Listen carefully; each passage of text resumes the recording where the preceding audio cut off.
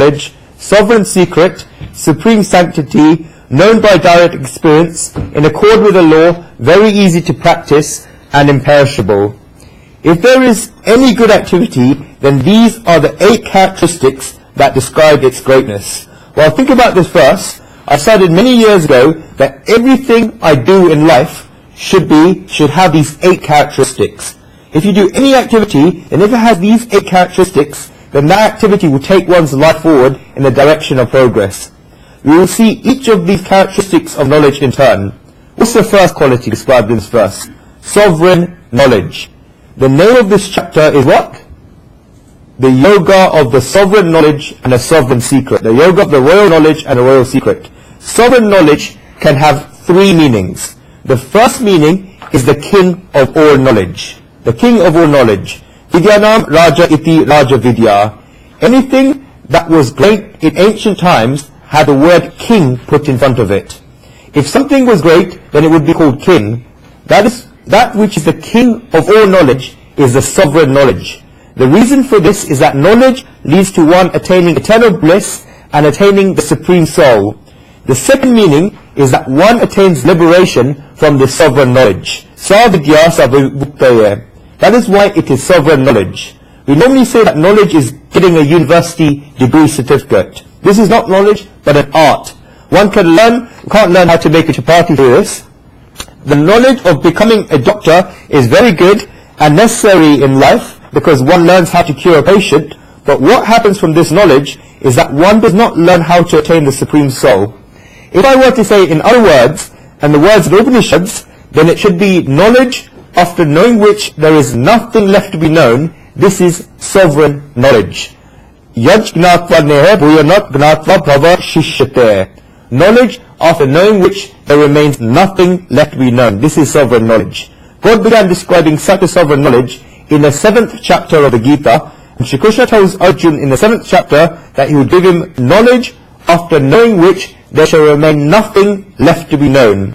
This is Gnan, wisdom together with Vignan, which is scientific knowledge. Shri Krishna said in the 2nd verse of the 7th chapter, Gnanam teham sa vignanam idam vaksham shastena yajnatva neha bhuyam gnatav avya shishyate. I will declare to you in full this wisdom, together with science, by knowing which there shall remain nothing left to be known in this world. This is what this sovereign knowledge is like. Srimad Adi Shankaracharya writes in his commentary that the sovereign knowledge is Dipta Shayati Vatvat Atishavat Dipyate Dipyati Iyam Ati Shayana Brahma Vidya Sarva Vijnanam.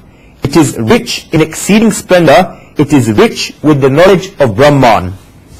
Another meaning of sovereign knowledge is Ragnam Vidya Raja Vidya, the knowledge of kings. You can only tell this knowledge to a king. You can only give this knowledge you can only teach this knowledge to a king. Such is this knowledge.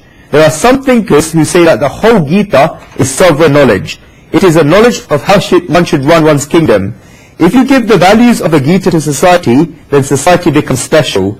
The first principle of the Gita is that one should perform actions without desire.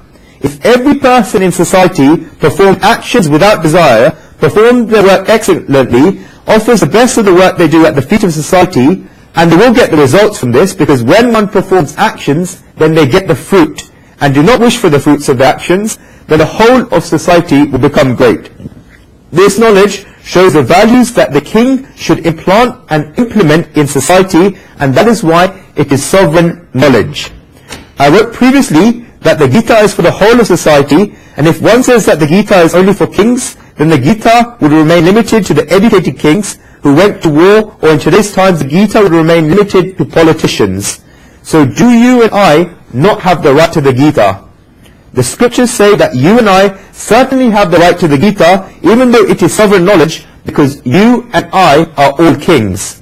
We are the kings of the city of 9 gates, that is the body in which we reside. The individual soul is a king. We have to control our body, our karmas, our senses, etc. It is a great kingdom. We are sitting on such a big burden. Throughout all our lives we have such a big mountain of karmas, and we still keep creating those karmas. Who knows when all of these karmas will go away? We are sitting on such a big burden, and we are the king of all of these. How can one get rid of this big burden that one has created throughout all of one's births? How can one run this body of theirs in a great way? Knowledge that answers these questions and shows us the way is sovereign knowledge. Third, knowledge that increases one's beauty is sovereign knowledge. Rajayate shobhayate iti raja. From this knowledge, the beauty of your and my lives increase. Who do we have to increase our beauty for? It is for the Supreme Soul, because in the end, we want to attain the Supreme Soul. The beauty lies in the eyes of the beholder. When a wife is getting dressed on the evening of a wedding anniversary and is sitting there waiting for her husband, then she always thinks about what her husband will like. She thinks about what color dress her husband will like, what set her husband likes, and what hairstyle her husband likes. She gets ready in the way that her husband will like it. This is because ultimately she wishes to make the husband happy. In the same way, a devotee thinks about what his or her God will like, and the devotee gets ready according to this. This sovereign knowledge increases one's beauty. One becomes how God likes it. Shri Krishna then says that first thing was sovereign knowledge, second thing, sovereign secret. The king of all secrets is a sovereign secret. Guyanara Raja iti Raja Guyam. What is a secret? Anyone know? What's a secret? A secret is something which one cannot know about. Simple definition. When one goes to see a suspense film, then one does not know until the last 5 minutes of the film who the killer is. This is because it is a secret. If one finds out who the killer is when the first person gets killed, then it's not a suspense movie, and the movie will not run. If something is not revealed until the last moment, then it is a secret. The biggest secret in the world is what? The Supreme Soul. This is because one cannot understand the Supreme Soul until one gets liberated, and the moment when one understands the Supreme Soul, then the secret will be over. The best suspense movie of all is where as soon as the suspense is revealed, then the movie finishes. If the film keeps you sitting at the cinema a long time after the suspense is revealed, then people will start walking out of the cinema. The suspense will not run for very long. This life is such a suspense movie that as soon as a person finds out about, understands, and has the experience of the Supreme Soul, then it's the end. This game of life will be finished and the curtains will be closed. This is liberation. Life is actually a secret at every moment. Nobody knows what is going to happen tomorrow morning. Leave the next morning, nobody even knows what is going to happen in the next moment. Therefore, life is a mystery, and every moment in life is a mystery. The peak of sovereign knowledge is the Supreme Truth and the Supreme Soul. Once you know and understand the Supreme Soul, then there is nothing left to be known or understood. The Supreme Soul is the biggest secret. If something is not there and you try to search for it, then it is not secret. It is just fun and games. But the Supreme Soul is there, and you have to find the Supreme Soul. That is why this is the sovereign secret. I understand the limits of the example of the suspense film, and yet I'm giving this example because the killer in the film is there, and yet people do not know who it is. If the killer was not there, then the murder would not have happened. The killer is there, and nobody can see the killer. In the same way, the Supreme Soul is there in the world, otherwise this world would not exist. The Supreme Soul is prevalent in the world at every moment, and yet the Supreme Soul cannot be seen. One has to attain the Supreme Soul, and one has to understand the Supreme Soul. Something that cannot be understood through ordinary perception is called a secret. On the majority of occasions, in order for a secret to be revealed, you need someone to reveal the secret. For example, a religious preacher, a guru, a scripture, or a guide. These are needed. Only then can one find out about the Supreme Secret, otherwise one cannot understand the sovereign secret. How can one understand the sovereign secret? If you sit for 3 hours, then you will understand the sovereign secret. There is fun in this. Let us say that you do not have 3 hours and you wish to know the sovereign secret now. If this suspense movie reaches the interval, and an urgent call comes on your mobile phone where you have to reach somewhere, then you think about where you have to go. You go home, become occupied, and as a result you forget everything. You cannot go back into the cinema because you're so busy, so what you wait for the other person who saw the whole film to come home, and then you ask that person who the killer was. You can ask the person who saw the whole film so that the suspense will be over. This is what a guru does. This is what a guide does. This is what a religious preacher does. You began the journey, and someone else reached the end of the journey, but you could not reach there. You therefore ask the person who reached the end of the journey, and this is one way. Secondly, this is the king of secrets and the sovereign secret. How can one find out about the king of secrets? Saints explain it very beautifully that in ancient times and even now, when one wanted to find about a king's or state secrets, then what would they do? They would send spies. If such a spy gets caught, then the spy will get the severest punishments because of performing espionage. If a spy keeps finding out the secrets and keeps coming back, then one can find out about the king's secrets. One otherwise cannot find out about what the king is doing and what is on the king's mind. There is an even simpler solution to learn about the king's secret, and this is by becoming the queen of the king. If a person becomes the queen of the king, then they will find out all about the king's secrets.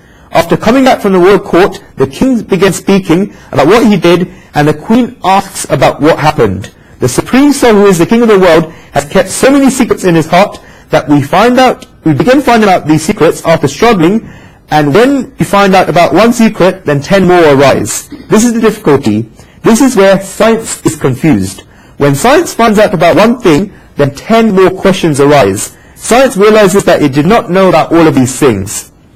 So many branches of science were created. The more that science developed, then the more branches of science were created. All of these branches overlap each other. How can one attain this royal secret? Saints say that there is only one way, and that is by marrying God. Become gods. The moment when you become married to God, one with God, and perform bhakti devotion, then you will attain all the secrets. In this chapter, it is described how can one become gods. Third, what does Shri Krishna say about this? This is the supreme sanctity. This is pure. This is the supreme truth, and there can be nothing pure than knowledge, as Shri Krishna said in the 4th chapter of the Gita. Nahi granesh sadhanam pavitramiha. There can be nothing purer than knowledge. Shri Krishna is describing the supreme knowledge. This is pure. You can only call something pure if it improves our hearts, our lives, and our inner being. Pavitra punati. This supreme wisdom is such that it purifies us. It improves our hearts, it improves our lives, and it improves our inner beings. Our inner being includes what 4 things? Who knows? What does the antakara include? Includes the mind, the intellect, the consciousness, and the ego. Mind, intellect, consciousness, ego. This supreme wisdom is such that it purifies all 4 of these. A beautiful definition is given of the word pure, which is that which protects us from the thunderbolt from the material world is pure. Tadaya vajratayate iti pavitram. What thunderbolt does this refer to? The Shruti says the thunderbolt of the fear of death from the material world upon every human being, including you, me, and everyone else. Mahadbhayam vajra mudiram. Psychologists say that fear is an instinct. Ahara nidra bhayamaitunancha samanameta pashupinanam. Eating, sleeping, the instinct of fear, and breeding are all qualities of humans as well as animals. But if we just perform these actions, then it's a misuse of human life. One kind of fear or the other will remain. Every person has this. The thunderbolt is hanging on top of everyone. That which releases people and protects people from this fear in the form of the thunderbolt is pure. Such is this wisdom. It is supreme sanctity. Srimad Adi Shankaracharya says in his commentary that Anek Janma Sat Sachiram Api Dharma Adharmi Sa Ulam Dharma Sharnatra Eva Basi Karoti Itya Kirtasya Pavanat Pratyam. We have gathered good and bad karmas throughout thousands of births, that which reduces to ashes all of these karmas in one moment. What pure thing could you need apart from that? Shri Krishna said in the 37th verse of the 4th chapter that Gana Agni Sarva Dharmani Tasmasa Kurtara. Even so does the fire of wisdom turn to ashes all work.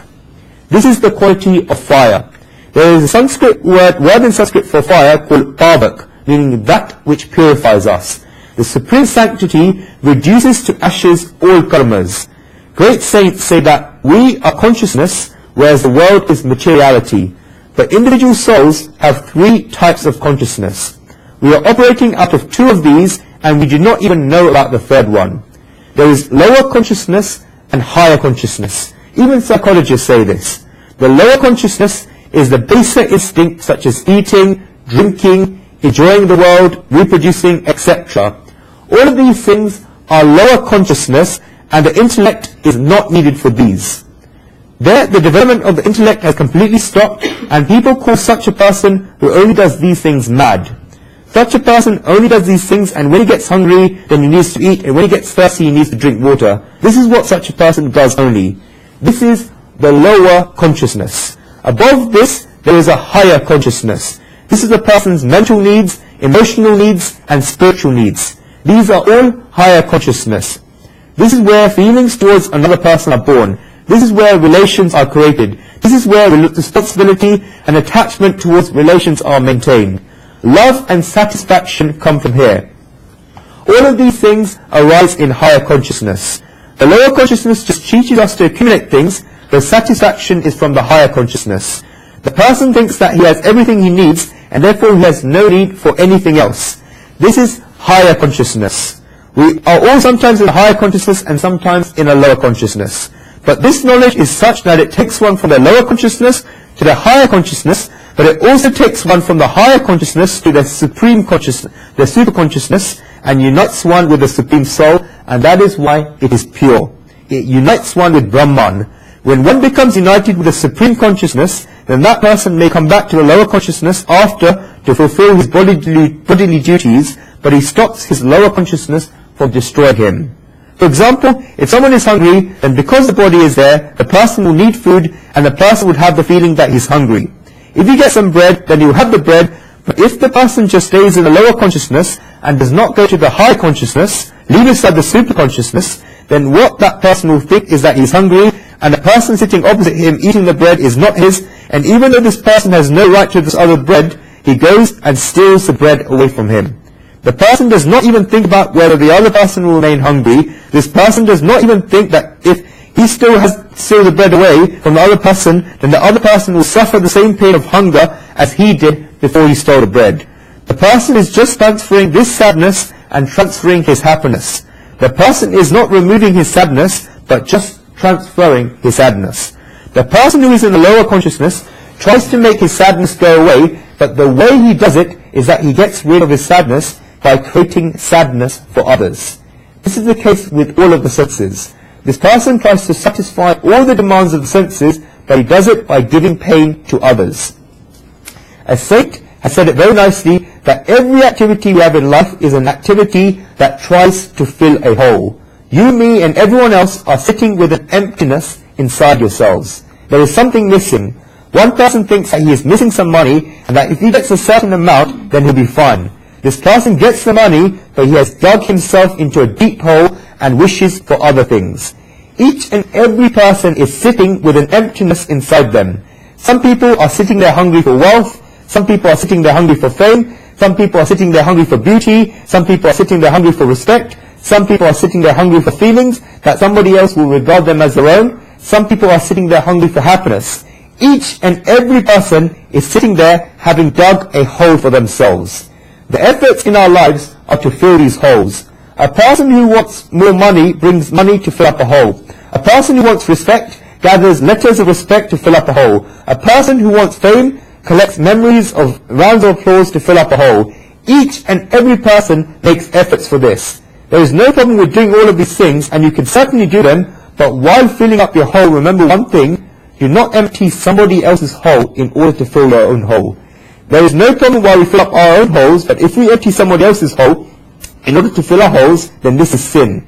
If a person wants wealth, then this is good, but if he tries to empty somebody else's hole of wealth, then this is wrong. If the person opposite us gives something to us with happiness, then the fun that is there in this is not by emptying their hole. In the same way, if a person wants fame and respect and likes it when 5 to 10 people are paying attention to what he's saying, then this person should not ruin the fame and respect of another person. This person should not gossip and criticize the other person. This is because society has a habit of liking it wherever gossip and criticism is taking place about another person. People listen to gossip and criticism with a lot of attention. A person should not take from another person's hole in order to increase his own fame and respect, because this would be sin. A person who has reached his superconsciousness satisfies the need of a lower consciousness, but does not let his lower consciousness destroy him. He does not degrade himself in a downwards direction by limiting himself with his lower consciousness. A person who has become united with Brahman thinks that if he has not eaten today, then it does not matter, because he will endure the hunger, but he will not take the food of another person away from that person. This is the difference when we are united with a super consciousness. This is what knowledge is like. It unites us with Brahman. Shri Krishna says that this knowledge is great because when one gets this knowledge, then a devotee reaches the level of God.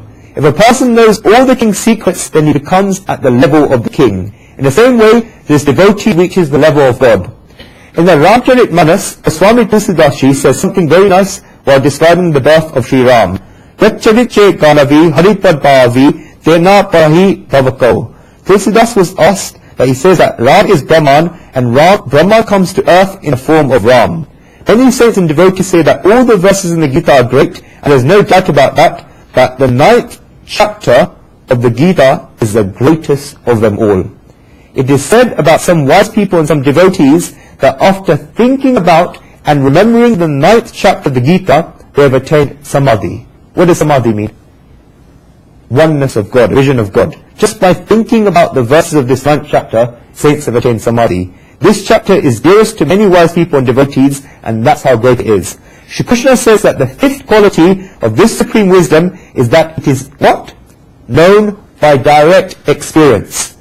You can experience the supreme wisdom through each and every one of the senses. Such is this wisdom. Pratakshena sukha devav agama yasipta prataksha varavam and akshapati prataksham. This knowledge is not just about talking, it is based on experience. You can see it with your eyes, hear it with your ears, touch it with your skin, smell it with your nose, and taste it with your mouth. If you do a good deed now and get the fruit of that good deed in the future, then the principle of dharmas is correct, but the person thinks that one cannot link the two because the fruit comes in the future. If someone does a good deed in this birth and gets the fruit in the next birth, then who knows when they did a good deed? Shri Krishna says that this sovereign wisdom does not have this indirectness. We can remember Tulsidas Ji here. Tulsidas Ji says, Ko jane hai, jamapur ko surpo padam ko, Tulsidasi bahu baho lagat, jab divan ram gulak mo. Who knows where one goes, to hell, heaven or earth? Tulsidas likes it very much only to live life in this world as Ram's servant. When one performs devotion to God, then the results of this come immediately. What Shri Krishna is trying to say here is that the more that a human being moves forward on this path, then the more distinguished that he experiences himself be day by day in each and every moment. The more that he moves forward on this path, then the more that he begins to notice the differences. This is something that cannot be fitted into words, but comes as a result of the touchstone of direct experience.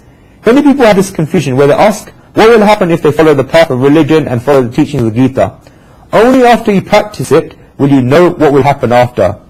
Babaji used the phrase, Gunge Keri Sakara, like a dumb person eating sugar candy, to describe this experience.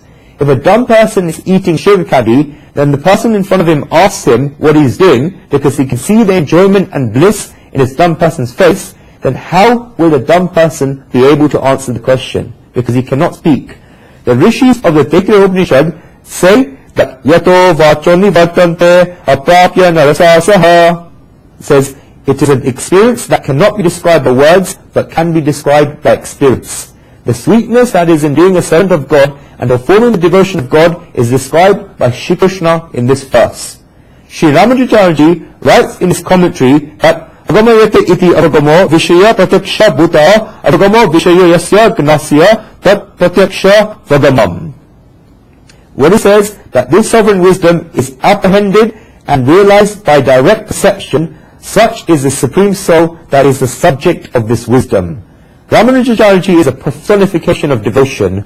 Both Srimad Ramanujacharya and Srimad Vallabhacharya have been described devotion so beautifully. In Srimad Adi Shankaracharya, we can see the peak of all four of bhakti, devotion, gnan, wisdom, karma, and vairagya, non-attachment. But the acharyas, the spiritual teachers that have come after, such as Srimad Ramanujacharya and Srimad Vallabhacharya, have given a lot of importance to devotion. Srimad Ramanujacharya writes about devotion in his commentary that bhakti rupena upasena upayi manaham tadunim eva upatistu pratyakshatam upato bhavani iti artaha. He writes, Shri Krishna said earlier in this Gita that the nature of this Brahman cannot be described and is abstract, but now we are entering into the field of bhakti, devotion. Shri Krishna is saying that this can be known by direct experience. This is the abstract form that comes and stands in front of us as a material form. That is why Shri Krishna says that when he is worshipped through the way of bhakti devotion, then he becomes perceptible to the worshipper immediately. This is what Shri Krishna is saying here. When one performs bhakti devotion, then Shri Krishna comes in front of that person immediately. This is what Srimad Ramanujacharya said in his commentary. This is not a subject of contemplation or argument. It is verified by direct experience. A person who has the wish can practice this. When Guruji was in college, and he used to put forward his arguments in debates by banging his fist on the table, he used to speak a lot during his debates. There were friends of his who did not believe in God, and they would talk to 2 or 4 hours. He used to enjoy these intellectual arguments before, when people would praise these intellectual arguments. He got into many of these conversations. For example, people would ask him whose kanti religious necklace he was wearing, and he would describe that he's wearing God's necklace. He used to say that people should do this and that, and put forward debates about what was said in the scriptures. But as maturity comes into one's life and one's thinking and contemplating, he says with great humility that I do not know anything and I'm a small child.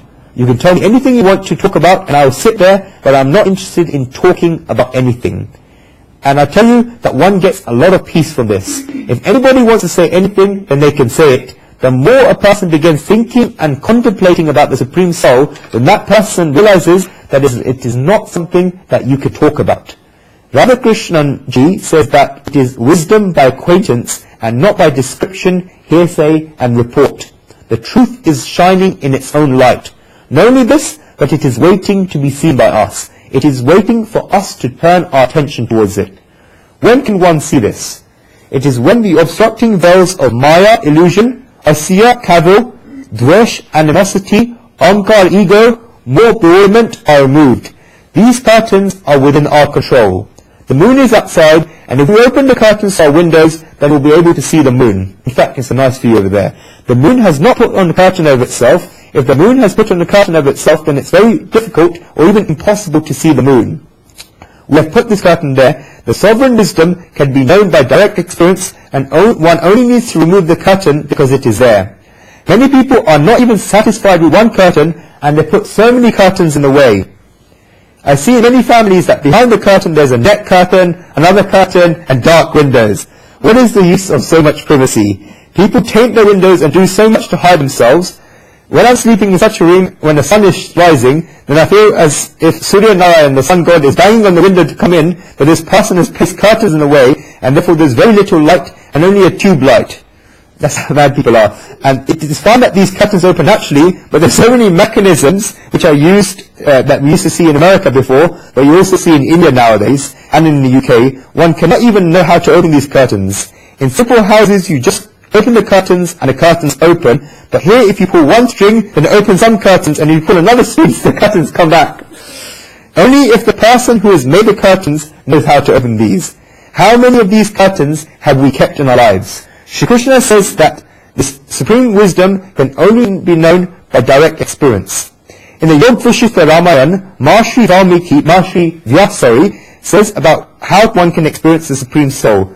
Na Shastra, na Guruna, Dashite Parameshvara, Dashina Swatmani Atmaya, Swara Saswat Hadiyaya.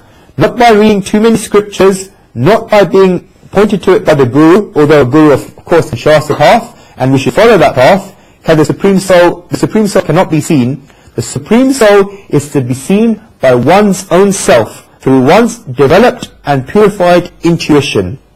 This is not just theory or literary exercise, but each and every word of it is Brahman. That is why it is known by direct experience.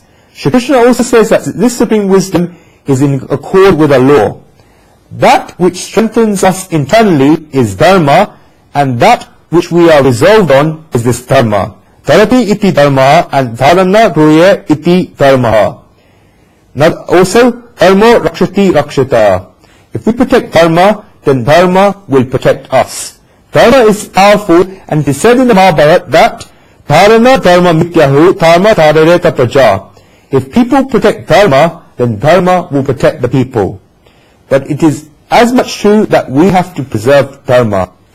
A £100 note has a lot of power, a 100 rupee note has a lot of power in it, and a lot can come out of a 100 rupee note, but only if one looked after the 100 rupee note. If two people take the 100 rupee notes and go and see a film, then the power of the 100 rupee note has gone. Then nothing can be done. In the same way, dharma protects us only while we preserve dharma. If there is a sword tied to one's waist, then that sword can protect the person properly only if that person takes up the sword every day, cleans it, and maintains the shape of the blade. If a person just keeps the sword to one side so that it can gather dust, then the sword will have not done nothing for a long period of time. In all this time, the sword has not been taken out of its cover. If an enemy comes and stands in front of one, then the person will not be able to pull out the sword quickly because the sword has become stuck. Now the sword will just not come out. Then we put the blame on the sword. Can you blame the sword? No. In the same way, dharma must be put into practice day by day, hour by hour, second by second. This wisdom is such that if you put it into practice, then it will show you the consequences. But if you keep it to one side, then nothing will happen. Shri Krishna also says that this sovereign wisdom is very easy to practice. When Shri Krishna uses such words such as sovereign wisdom, sovereign secret, supreme sanctity, great, in accordance with the law, then you have this fear that it may be difficult to practice. But Shri Krishna says in this verse that this sovereign wisdom is very easy to practice and can be practiced easily with happiness. Shustu sukham sukpurvak yatyasa tata iti sukham. This sovereign wisdom is very easy to put into practice. Therefore, the argument of not my cup of tea will not work here. This is a person's favorite argument. If something is wrong, then people will say that they do not want to do it. But if something is good, but they do not want to do it, then they say that they do not have the capability of doing it because they're ordinary people and they're suffering the punishment of their karmas. This is all nonsense. All this nonsense will not work with the sovereign wisdom. Shri Krishna says in this verse that one will have joy while practicing this sovereign wisdom and that it is very easy to put into practice. Those people who have made metaphysics confusing and difficult have done a lot of damage to religion. This is the complaint of many thinkers. The majority of so-called religious people have done nothing but this. They have made religion so difficult and confusing that people get scared. It is very easy to touch a false priest's feet, but very difficult for people to go out in front of God, and this benefits these false priests. By false priests, I'm talking about those false preachers that are bowed down to pure priests. So-called religious people have done only this. Shri Krishna is talking about something very important. The tradition of saints that we have done this. They freed the wisdom that was in the hands of a very few elite people. They freed the wisdom that was limited by language. That is why I would like to say the name of two great saints of the later Vedic age after the time of the Upanishads with great respect. The first is Lord Mahavir and the second is Lord Buddha. They were both revolutionaries. They did not want to create their own organizations, their own sects and their own following. They did not want any of this. They were both great revolutionaries. They both reached the state of God, and that is why I called them Lord Mahavir, Bhagwan Mahavir, and Lord Buddha, Bhagwan Buddha. During their time, knowledge was only in the hands of a very few learned people. Knowledge was only in Sanskrit, and people who do not know the language could not attain knowledge. At that time, they taught knowledge in the Adya, Madhyan, and Pali languages. When the tradition of saints began once again, saints came in every community and described the sovereign secret in all the different languages of the communities. But if there was a root that started this change, then it began from Shri Krishna.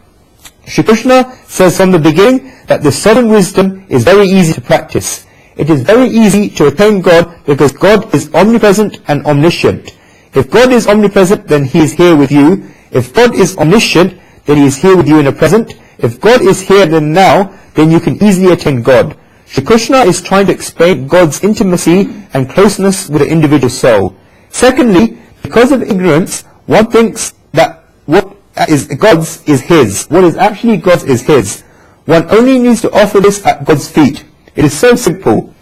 People have made it so difficult for no reason. Shri Krishna also says that this sovereign wisdom is imperishable. Na vidite na yasya tat avyayam. This is because this sovereign wisdom can never be destroyed. It is imperishable. Srimad Adi Shankaracharya says that which cannot be destroyed, just like the fruits of karmas, is imperishable. Na yasya falataha karmat vijaya asti iti avyayam. Karmas can be destroyed, but their fruits cannot be destroyed. Srimad Ramanujaji says that Avriyam Akshayam Map Praptim Sagat Yitva Api Swayam Nakshyate. Says that when one has attained the Supreme Soul, then one can never be destroyed.